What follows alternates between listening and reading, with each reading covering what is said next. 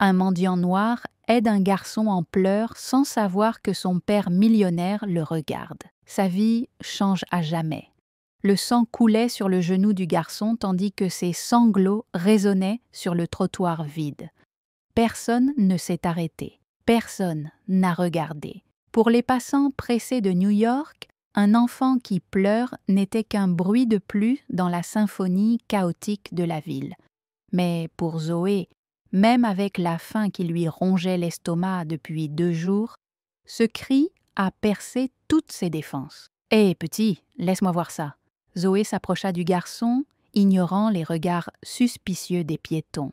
Ses doigts sombres et calleux contrastaient avec la peau pâle du garçon, tandis qu'elle examinait doucement l'ecchymose. Avec des mouvements précis, elle sortit de sa poche un mouchoir étonnamment propre, sa seule possession en plus des vêtements qu'elle portait, et le pressa contre la plaie. À quelques mètres de là, Richard Montgomery observait la scène sans bouger, sa main serrant instinctivement la mallette en cuir italien de 5 000 $.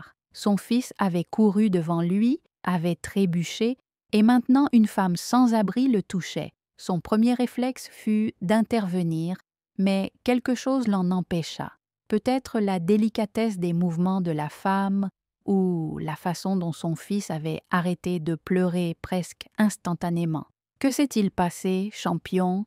Zoé demanda en attachant le lacet lâche du garçon. « On dirait que tu étais pressé.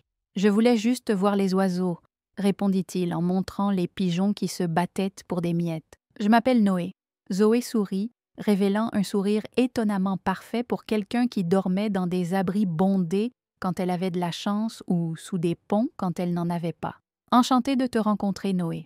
Je suis Zoé. » À quelques mètres de là, Richard restait figé.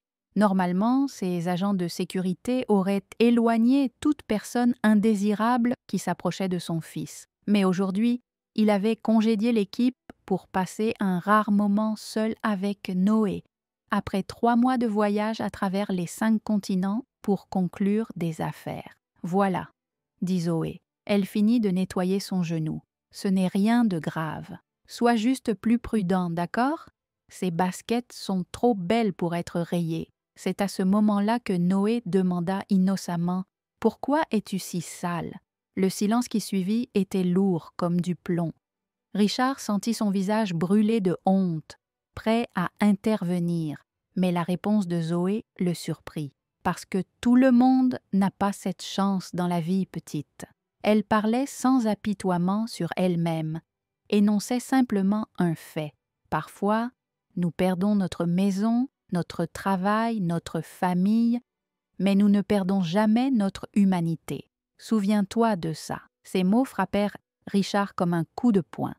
Il y a seulement 32 jours, lors d'une réunion du conseil d'administration, il avait déclaré que les gens dans la rue choisissaient d'être là et que distribuer des aumônes ne faisait que perpétuer le problème.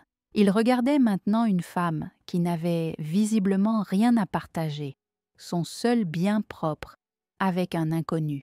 Zoé se leva rapidement, s'essuyant le visage pour cacher une larme tenace. Son estomac gargouillait suffisamment fort pour que Noé l'entende, lui rappelant qu'elle avait échangé son dernier repas du refuge contre ce mouchoir propre après avoir entendu qu'une infection s'était propagée parmi les sans-abri de la région. « Papa !»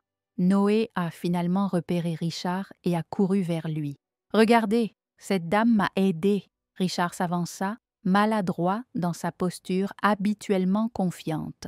Zoé reculait déjà rapidement, comme si elle connaissait la réaction habituelle à sa présence. « Attends !» cria Richard, mais elle avait déjà disparu dans la foule. Noé tira sur la manche du manteau de son père. « Elle avait faim, papa. » J'entendis son estomac gargouiller. Ce soir-là, alors que la pluie s'abattait sur les rues de Manhattan, Zoé se blottit sous le petit auvent d'une entrée de service, rêvant de ce qu'aurait pu être sa vie si cet entretien d'embauche, 3 ans plus tôt, ne s'était pas terminé par un directeur des ressources humaines déclarant que son profil ne correspondait pas à l'image de l'entreprise.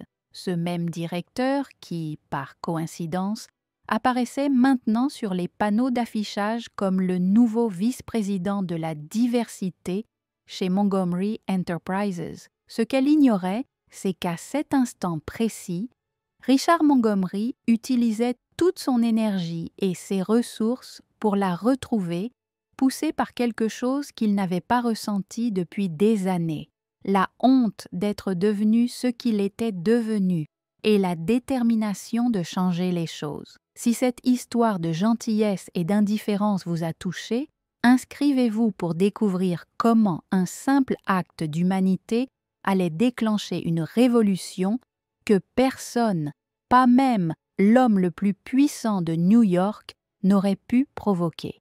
3 jours passèrent, tandis que Zoé encaissait un nouveau coup dur. Le refuge où elle trouvait occasionnellement un lit avait été fermé pour rénovation d'urgence, un euphémisme courant lorsque les autorités voulaient expulser les sans-abri des quartiers populaires avant des événements importants. « Vous avez 20 minutes pour récupérer vos affaires », annonça un policier avec une indifférence feinte. « Mais où sommes-nous censés aller ?» demanda une femme âgée debout à côté de Zoé. « Ce n'est pas mon problème », répondit-il en consultant sa montre. « Le refuge le plus proche est à 10 kilomètres. » Zoé rassembla ses maigres possessions. Un sac à dos contenant 2 vêtements de rechange, une brosse à dents usée, un agenda en lambeaux et une trousse de maquillage bon marché qu'elle utilisait pour des entretiens d'embauche qui ne débouchaient jamais sur un emploi. C'est alors que Marcus, un travailleur social qui fréquentait le refuge, lui tapota l'épaule. « Zoé, la fondation Fresh Start recrute des personnes ayant vécu dans la rue pour un nouveau programme. C'est payant. » Il lui tendit une carte avec une adresse. « Pourquoi moi ?» demanda-t-elle sceptique. « Parce que vous avez quelque chose qui ne peut pas être enseigné. La dignité sous pression, » répondit-il. « D'ailleurs, j'ai vu ton CV lorsque tu as postulé au programme de logement. Licence en commerce, 3 ans d'expérience en RH avant tout ça. » Le lendemain matin, trempée par une pluie persistante, Zoé se présenta à l'adresse indiquée. La réceptionniste ne leva même pas les yeux à son entrée, dégoulinant sur le sol fraîchement ciré. « Puis-je vous aider ?» demanda-t-elle froidement. « Je suis ici pour un poste à la fondation Restart. Marcus Williams me recommanda. » L'expression de la réceptionniste se transforma instantanément en mépris. « Êtes-vous sûre d'être au bon endroit ?» intervint une voix féminine. « Elle est exactement là où elle doit être. » Vanessa Amarachun, directrice générale de la fondation, apparut avec une posture assurée et un blazer impeccable, tendant la main sans hésitation. Dans son bureau simple, sans l'ostentation typique des ONG qui accordaient plus d'importance aux apparences qu'aux résultats, Amara expliqua « Notre mission ne se limite pas à sortir les gens de la rue. Il s'agit de dénoncer le système qui les a conduits là. » La conversation fut interrompue par l'arrivée de Marcus avec un épais dossier. Je terminais mes recherches sur Montgomery Enterprises.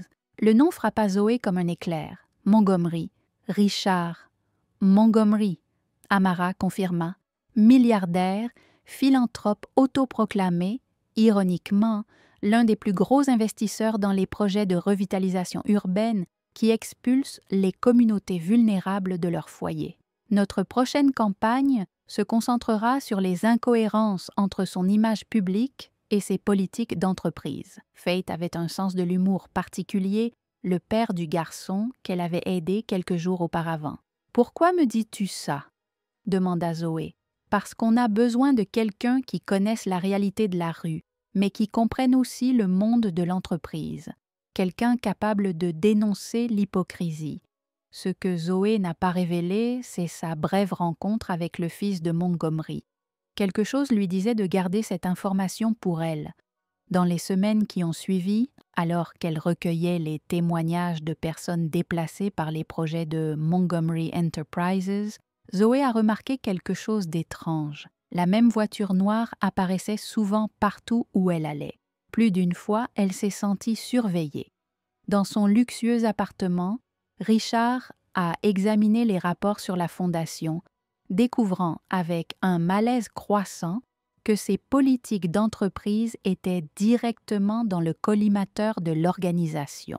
Noah, qui jouait dans la pièce voisine, n'arrêtait pas de poser des questions sur la dame au foulard. « Tu l'as trouvée, papa ?»« Pas encore, champion, mais je m'en approche. » Au cours de ses recherches, Zoé a trouvé un nom familier dans les archives. James Peterson, actuel directeur de la diversité et de l'inclusion chez Montgomery Enterprises. Le même homme qui, 3 ans plus tôt, avait rejeté sa candidature sous prétexte qu'elle ne correspondait pas à la culture de l'entreprise.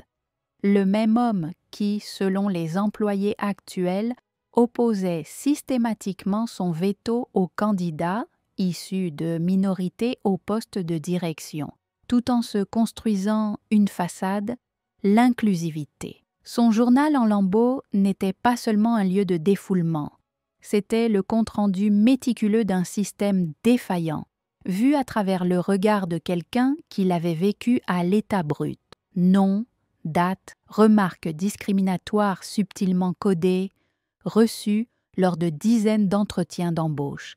Et maintenant, grâce aux ressources de la Fondation, ces observations commençaient à prendre forme et à se transformer en preuves concrètes. Ce que personne ne réalisait, alors que les chemins de Zoé et de Richard convergeaient inévitablement, c'était qu'un simple sac à dos usé contenait les germes qui pouvaient faire tomber un empire. Tandis qu'il la cherchait, poussée par une conscience tardive, elle constituait discrètement le dossier qui allait révéler les contradictions fondamentales d'un système qu'il avait contribué à bâtir. Parfois, les personnes les plus dangereuses ne sont pas celles qui ont le pouvoir, ce sont celles qui n'ont plus rien à perdre.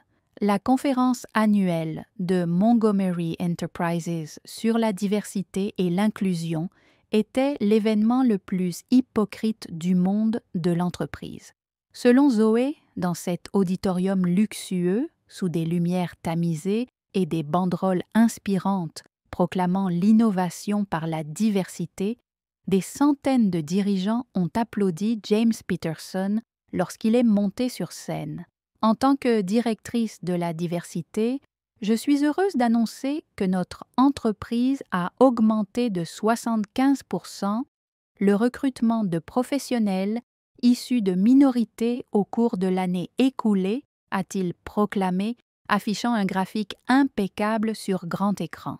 Au dernier rang, Zoé enregistrait discrètement tout avec un petit appareil fourni par la Fondation Ramico. Sa présence, en tant que représentante d'une ONG partenaire, avait été soigneusement orchestrée par Amara après des semaines de préparation méticuleuse. Richard Montgomery observait l'événement depuis le côté droit de la scène, mal à l'aise. Depuis sa rencontre avec Noah, quelque chose en lui avait changé. Ses investigations sur Zoé l'avaient amené à découvrir non seulement sa quête, mais aussi les pratiques douteuses de sa propre entreprise. Maintenant, poursuivit Peterson, je suis fier d'inviter des représentants de nos organisations partenaires à une table ronde sur l'inclusion sociale. Zoé prit une grande inspiration et se dirigea vers la scène avec 3 autres représentants. Lorsque Peterson la vit, son sourire s'est estompé l'espace d'une seconde, si bref que seul quelqu'un qui attendait cette réaction l'aurait remarqué. « Bienvenue », dit-il en maîtrisant sa voix. « Nous allons commencer par une brève présentation de chaque organisation. » Quand ce fut son tour, Zoé se leva calmement. « Je m'appelle Zoé Williams. Il y a 3 ans, j'ai eu un entretien dans cette entreprise pour le service RH. » Un silence gêné s'installa. Ce n'était pas le scénario convenu. À l'époque, M. Peterson m'a informé que mon profil ne correspondait pas à l'image de l'entreprise. Sa voix resta ferme. 3 mois plus tard, j'ai perdu mon appartement. 6 mois plus tard, j'étais à la rue. Peterson toussa nerveusement. Je crois qu'on s'éloigne du sujet. Dans la rue, Zoé continua comme si elle n'avait pas été interrompue. J'ai tenu un journal détaillé de chaque personne dans une situation similaire à la mienne. d'anciens professionnels qualifiés, principalement noirs et latinos, rejetés pour inadéquation à la culture d'entreprise. Richard Montgomery se redressa sur sa chaise, reconnaissant enfin qui était cette femme.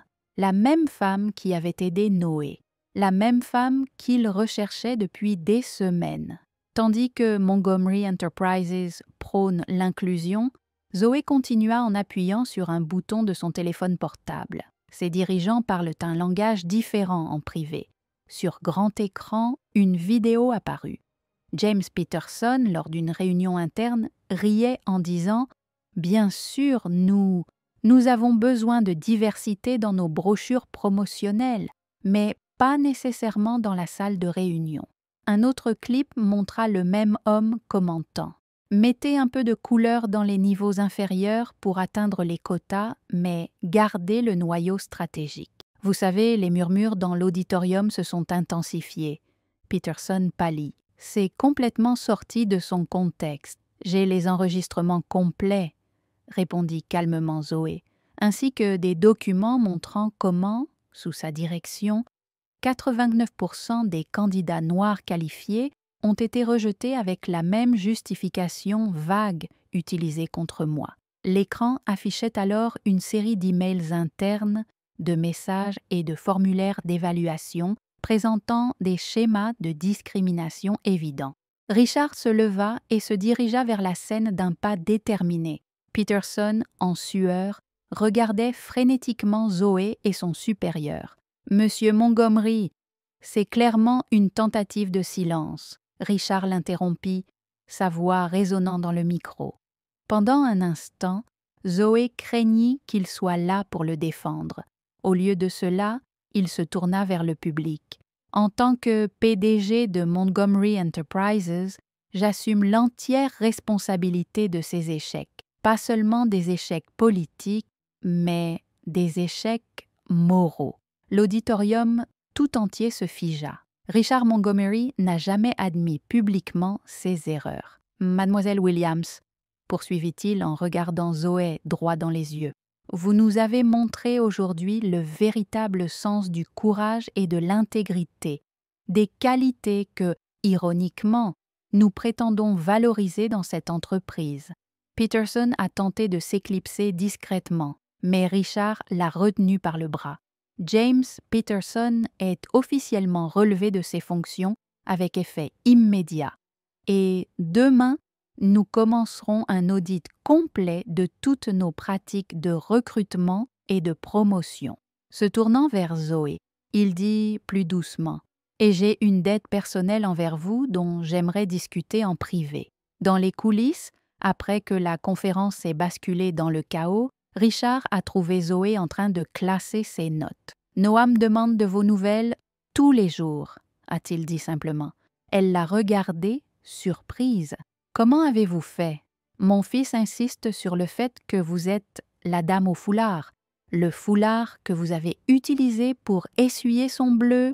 Je vous cherche depuis des semaines. » Alors que l'empire de Montgomery subissait un bouleversement dans les semaines qui ont suivi, avec des licenciements retentissants et des restructurations complètes, peu de gens ont saisi l'ironie de la situation. L'homme qui avait bâti son empire en prêchant la méritocratie a finalement compris que le véritable mérite ne résidait pas dans l'accumulation de privilèges, mais dans la résilience forgée dans l'adversité. Personne n'aurait pu prédire à quel point cette confrontation allait transformer non seulement la vie de Zoé ou la politique de Montgomery Enterprise, mais aussi, fondamentalement, le cœur d'un homme qui, pour la première fois, voyait clairement le monde au-delà de sa bulle de privilèges. Et tandis que les conséquences de cette révélation publique se propageaient comme des ondes dans le monde des affaires, une question subsistait. Que se passerait-il lorsque le jeune Noah découvrirait que son héros et la dame au foulard avaient bien plus en commun qu'on n'aurait pu l'imaginer? 6 mois après la conférence qui a bouleversé le monde des affaires, le magazine Forbes publiait un article intitulé « La transformation de Montgomery, Comment une femme sans abri a révolutionné un empire. En couverture, Zoe Williams, aujourd'hui directrice de l'impact social chez Montgomery Enterprises, était aux côtés de Richard Montgomery dans un projet de logement développé par l'entreprise. La première fois que j'ai vu Zoé, elle aidait mon fils tandis que je restais là, paralysée, a déclaré Richard lors de l'interview. À ce moment-là, elle était invisible pour le monde des affaires que je représentais. Aujourd'hui, elle est la voix la plus importante à notre table de décision. Le nouveau centre de formation professionnelle de Montgomery, situé exactement là où le refuge avait été fermé pour rénovation, offrait désormais un logement temporaire, des formations et un emploi garanti aux personnes en situation de vulnérabilité. Ce programme, baptisé Projet Mouchoir, à la suggestion de Noah, avait déjà permis la réinsertion professionnelle de plus de 200 personnes. Pendant ce temps, James Peterson faisait face à une plainte déposée par d'anciens employés et des candidats discriminés. Sa carrière était bel et bien terminée. Aucune entreprise sérieuse ne se risquerait à l'embaucher après les révélations de pratiques discriminatoires systématiques. Ironie du sort, il cherchait désormais du travail en utilisant le même système qu'il avait manipulé contre d'autres pendant des années. Les préjugés ont un coût qui va bien au-delà du moral, expliquait Zoé lors d'une conférence TED devenue virale.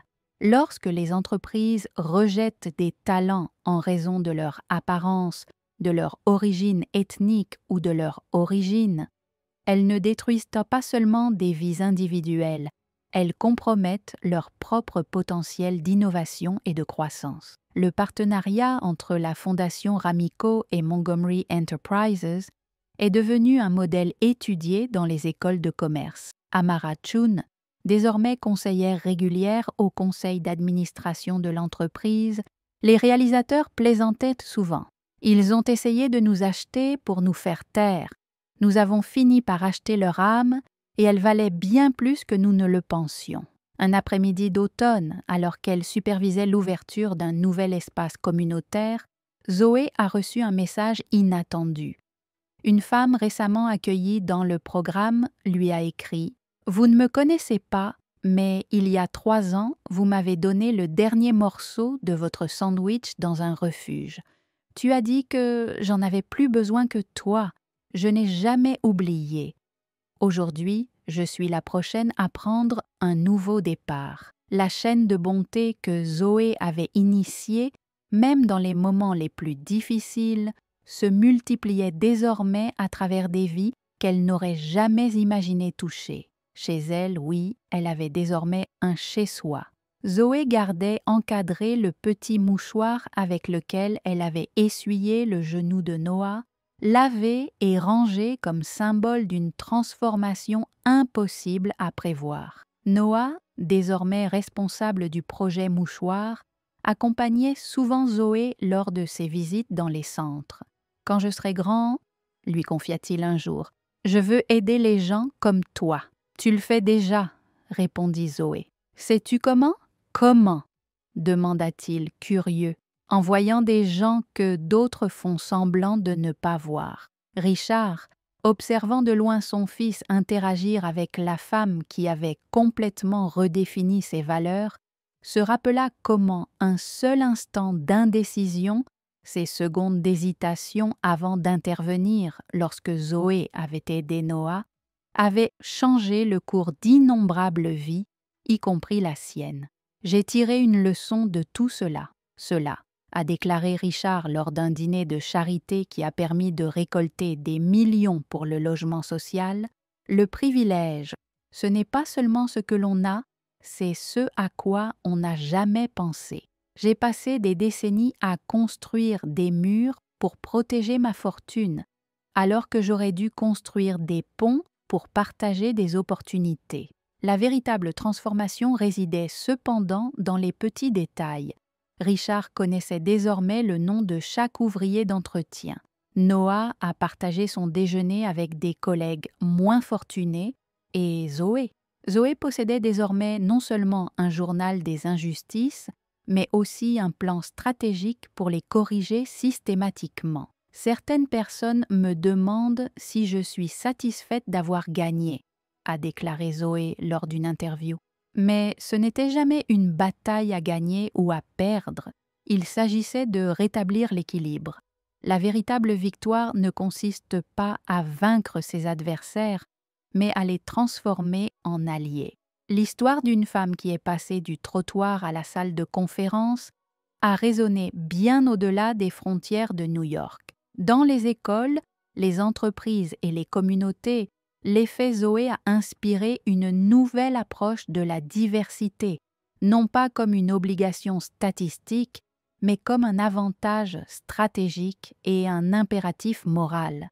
À l'occasion de son premier anniversaire au sein de l'entreprise, Zoé a reçu un cadeau inhabituel de Richard et Noah, une petite boîte contenant un nouveau mouchoir d'un blanc immaculé avec une simple note pour le prochain nouveau départ. Ses yeux se remplirent de larmes lorsqu'elle réalisa la profondeur du geste. Ce n'était pas seulement un symbole de la façon dont sa vie avait changé, c'était un rappel que la véritable transformation commence toujours par de simples actes d'humanité, même lorsque le monde entier semble vous avoir tourné le dos. Cette nuit-là, en regardant la ville qui l'avait autrefois rejetée et qui la célébrait désormais, Zoé comprit que la vraie justice ne consiste pas à punir ceux qui font des erreurs, mais à créer un monde où ces erreurs deviennent de plus en plus difficiles à commettre et de plus en plus faciles à corriger.